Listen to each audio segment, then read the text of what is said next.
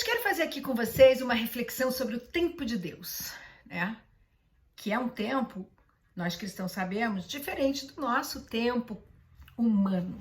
Nós, humanos, só conhecemos o nosso passado, e nem sempre conhecemos muito bem, porque podemos ter memórias apagadas da nossa infância, etc., mas que impactam a nossa vida. Conhecemos o nosso presente até esse momento aqui que a gente está vivendo, esse segundo aqui, e não sabemos nada do nosso futuro. Não sabemos, não podemos ter certeza de nada. Podemos imaginar, podemos sonhar, podemos querer, mas não sabemos. Mas Deus, essa coisa perfeita, criador do mundo, onipotente, onipresente, onisciente, conhece tudo da gente. Conhece o nosso futuro. Então, quando a gente está aqui vivendo uma situação e a gente deseja alguma coisa e ela não acontece naquele momento que a gente tanto esperava, o que a gente tanto sonhou, o que a gente tanto desejou, o que a gente tanto orou por ele, a gente tem normalmente duas respostas a isso, né? A gente fica angustiado, porque a gente queria muito aquilo, a gente sonhou com aquilo, ou a gente quer sair de uma situação difícil que a gente está vivendo. Ou a gente, às vezes, sente raiva. E aí é que eu queria falar desses dois momentos. Gente, que o nosso tempo não é igual ao tempo de Deus, a gente já sabe. Isso não quer dizer que a gente não viva um conflito em relação a isso. Então, muitas vezes, quando aquilo não acontece no nosso tempo, ao invés da gente parar e pensar, peraí, mas Deus não está no comando da minha vida? Não é Ele que está cuidando de tudo? Não é Ele que sabe de tudo que é bom para mim?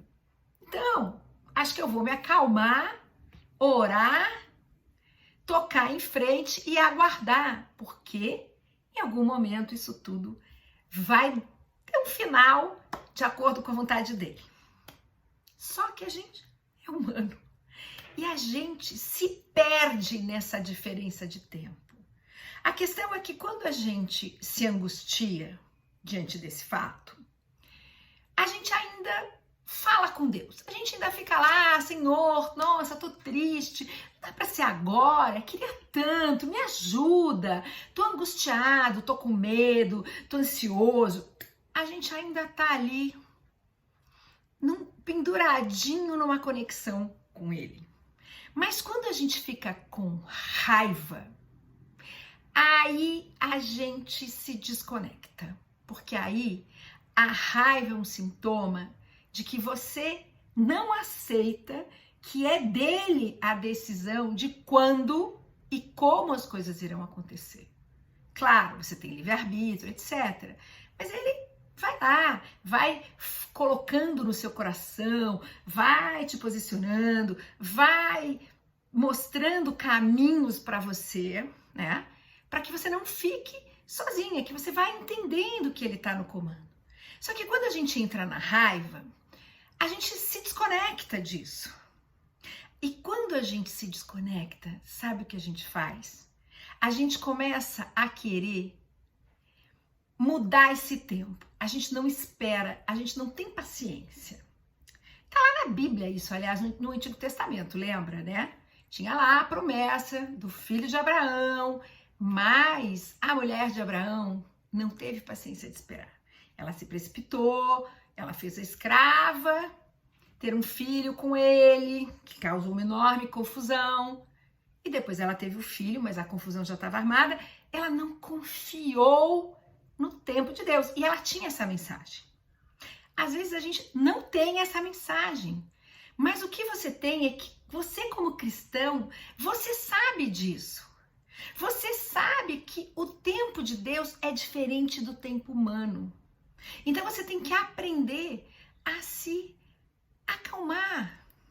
Ou, pelo menos, a continuar com seu medo, com a sua angústia, com a sua ansiedade, querer se livrar daquela dor, ou querer conquistar aquilo que você sonha, etc., no seu tempo, mas de uma maneira mais em comunhão com Ele. Ele aceita que a gente dá uma resmungadinha, que a gente não se sinta confortável.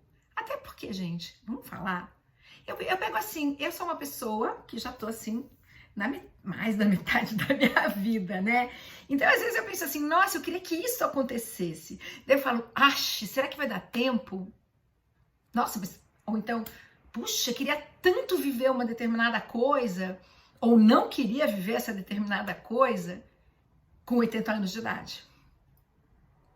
Quando eu chegar aos 80 anos, queria viver agora, não quero viver daqui a 20 anos, 30 anos, entendeu? Quero agora.